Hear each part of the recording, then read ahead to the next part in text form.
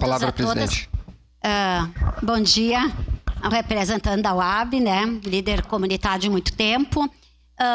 Eu acho que se tem alguém que faz trabalho voluntário, até falei isso ontem e parabenizei, são as lideranças dos bairros e não só os presidentes.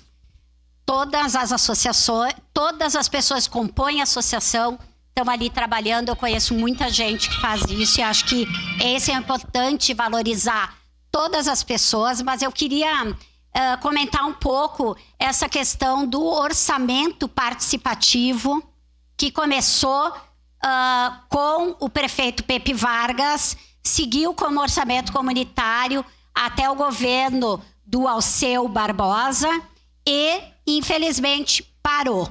E tenho certeza que, se for eleita a pré-candidata Denise, tu não tenha dúvida que não só o orçamento participativo vai voltar, mas com muito mais vigor, com muito mais discussão envolvendo as comunidades, as pessoas, porque ninguém mais do que a comunidade que está lá na ponta, nos bairros, na cidade, para saber sobre as suas necessidades, os seus direitos.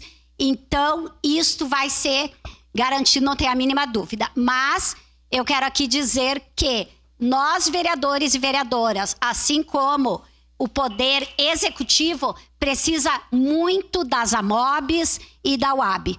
Porque é assim que a gente vai conseguir realmente construir uma cidade prioritária onde a necessidade da população vai chegar até nós. Então, parabéns à UAB, parabéns a todas as associações de moradores. Obrigada. Representando a bancada.